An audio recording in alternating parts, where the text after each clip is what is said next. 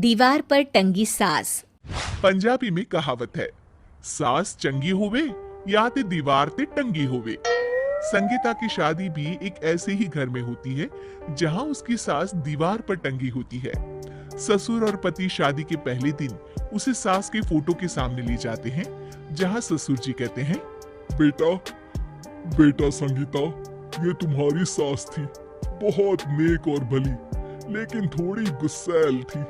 गुस्सा आने पर सब तहस नहस कर देती थी, पर अब ये इस दुनिया में नहीं है। हाँ संगीता, माँ होती तो तुम इनकी कोई बात टाल नहीं सकती थी, वरना तो माँ घर में भूचाल ले आती। संगीता मन में खुश होती है कि अच्छा है कि ऐसी औरत अब इस घर में नहीं है, लेकिन दिखावे के लिए वो जैसे ही सास की फोटो के सामने हाथ जोड़कर खड़ी होती है, ये क्या? सास उसे देखकर मुस्कुराने लगी। संगीता आंखों को मलकर एक बार फिर से देखती है, लेकिन फिर सास के चेहरे का भाव, भंगिमा यानी एक्सप्रेशन बिल्कुल बदले होते हैं। वो अपने पति और ससुर को कहती है, माँ की तस्वीर तो स्माइल कर रही है। ना ना बेटी, ये कैसे संभव है? जरूर तुम्हें कोई गलती हुई होगी, ऐसा कैसे हो सकता है? लगता है तुम शादी की सारी फॉर्मेलिटी करते करते थक गई हो, तुम्हें आराम की जरूरत है संगीता। खैर, सारे संगीता की बात को इग्नोर कर कमरे में चले जाते हैं।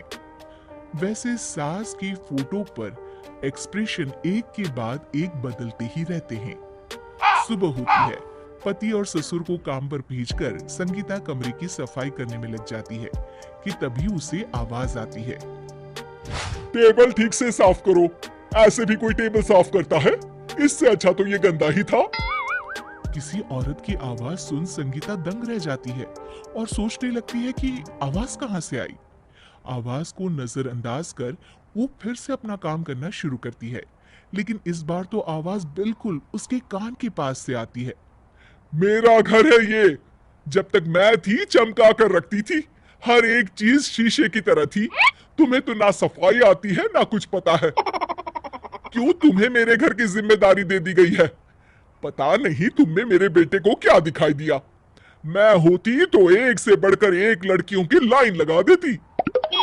अब संगीता को समझने में देर नहीं लगी कि ये आवाज किसी और की नहीं बल्कि उसकी सास की है, जो दीवार पर टंगी है। वो उसके पास जाती है और कहती है, नमस्ते सासू माँ, मुझे तो कल ही लग रहा था कि दीवार में कुछ काला है। वो दीवार नहीं, दाल होती है पगली। सही पकड़े हैं सासू माँ। तो क्या हो गया आपको जो आप यहाँ भी चैन से नहीं बैठी हैं? सुना मैंने आपका व्यवहार काफी गुस्से वाला था। चुप रह तू, ज्यादा बकर बकर ना कर। घर का काम करना तो आता नहीं, आई है मुझसे बहस करने। हाँ देखिए सासू माँ, मैं आपसे साफ साफ कह देती हूँ, मुझसे पंगा लेने की कोशिश मत करिएगा। तभी पीछे से संगीता का पति आता है। अरे संगीता, किससे बात कर रही हो? कौन है वहां? संगीता की सास की फोटो फिर से पहले जैसी हो जाती है। आपकी माँ से कह रही थी कि मुझे काम करना आता। अरे संगीता, माना सास के ताने हर बहू को अच्छे लगते हैं, लेकिन यहाँ तो माँ है ही नहीं। तुम तो फोटो से ही तुम भी लाजवाब हो संगीता। किसी को विश्वास नहीं होता कि संगीता अपनी मरी हुई सास की फोटो से बात करती है।